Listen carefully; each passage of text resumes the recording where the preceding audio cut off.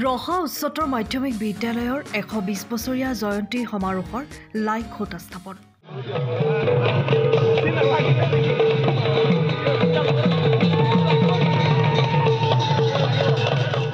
1905 চনত স্থাপিত ৰহা উচ্চতৰ মাধ্যমিক বিদ্যালয়ৰ গৌৰৱোজ্জ্বল 120 বছৰীয়া জয়ন্তী সমাৰোহৰ লাইক খুঁটা স্থাপন কৰা হয়। গায়ন বায়নেৰে ভক্তিময় হৈ পৰে সমগ্ৰ পৰিৱেশ।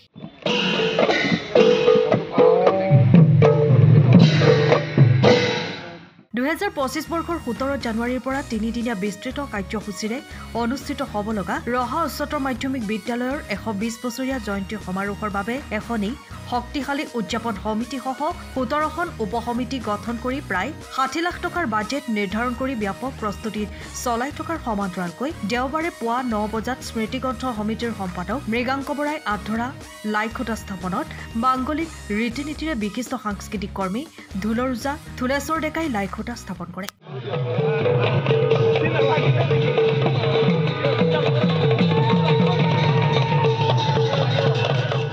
লাইক খুঁটা স্থাপন অনুষ্ঠানত 120 বছৰীয়া জয়ন্তী সমাৰোহ উদযাপন সমিতিৰ সভাপতি দিগন্ত কুমাৰ ডেকা, সম্পাদক তথা ৰহা উচ্চতৰ মাধ্যমিক বিদ্যালয়ৰ অধ্যক্ষ প্ৰভাত চন্দ্ৰ নাথ, বিদ্যালয় পৰিচালনা সমিতিৰ সভাপতি হোমেশ্বৰ বৰদলৈ, ৰহা উচ্চতৰ মাধ্যমিক বিদ্যালয়ৰ প্ৰাক্তন অধ্যক্ষ কমল চন্দ্ৰ শৰ্মা, সদৌ অসম তিৱা ছাত্ৰ সন্থাৰ উপদেষ্টা প্ৰহ্লাদ কুমাৰ মশ্ৰম, মাছ কেন্দ্ৰীয় সমিতিৰ প্ৰধান সচিব লক্ষী প্ৰসাদ ডেকা, নগাঁও জিলা ছাত্ৰ সন্থাৰ উপদেষ্টা মৃদুল হাজৰিকা, উপসভাপতি সঞ্জয় কুমাৰ কাকতি সহ জয়ন্তী উদযাপন সমিতি আৰু বিভিন্ন উপসমিতিৰ প্ৰতিনিধি আৰু বিদ্যালয়ৰ বৰ্তমান আৰু প্ৰাক্তন শিক্ষক শিক্ষয়িত্ৰী গণ্যমান্য ব্যক্তিসকল উপস্থিত থাকে।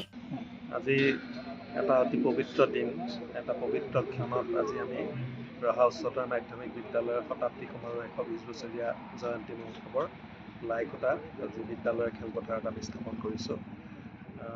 এই বিদ্যালয়খন 1905 চনতেই প্ৰতিষ্ঠা লাভ কৰিছিলে আৰু 1905 চনৰ পৰা 2005 চনলৈ 100 বছৰ সম্পূৰ্ণ কৰিছিলে আৰু 100 বছৰ সম্পূৰ্ণ হোৱা উপলক্ষে তেতিয়াই এটা শতবৰ্ষীয় অনুষ্ঠান কৰাৰ চিন্তা চৰ্চা কৰিছিলে, কিছু আগবাঢ়িছিলোঁ, কিন্তু ভিন্ন কাৰণত ঠিক হৈ নুঠিল।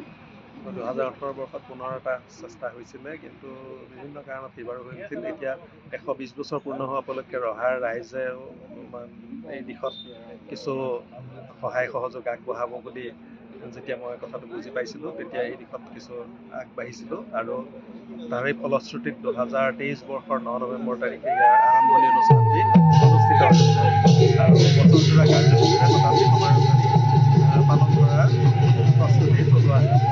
আৰু তাৰ ফলশ্ৰুতিত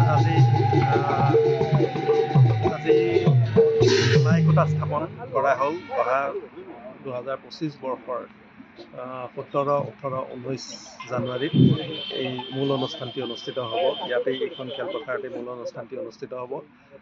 মই বিদ্যালয়ৰ প্ৰাক্তন সকলো ছাত্ৰ ছাত্ৰী, ইয়াৰ লগত জড়িত শিক্ষক কৰ্মচাৰী, প্ৰাক্তন বৰ্তমান সকলোকে বিনম্ৰভাৱে অনুৰোধ জনাম এই অনুষ্ঠানটিত সহযোগ কৰিবলৈ, আন্তৰিকতাৰে সহযোগ কৰক।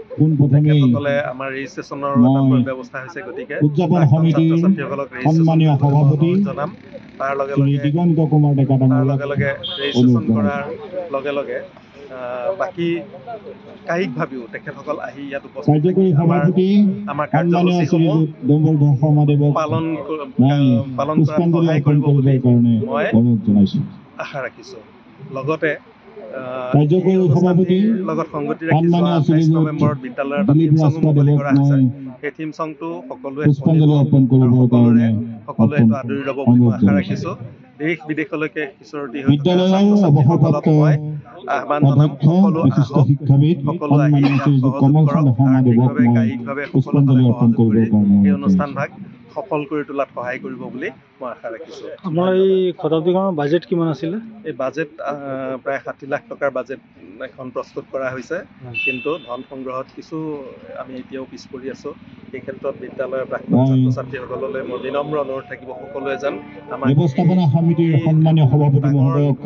কামটো কৰি নিয়াত আৰ্থিকভাৱে সহায় কৰি আমাক সহযোগ কৰি সহায় কৰে।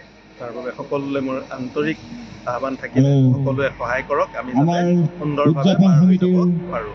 Bureau report, time of Assam. সময়ৰ খবৰ সময়ত পাবলৈ ফ'ল' কৰক টাইম অফ আছাম।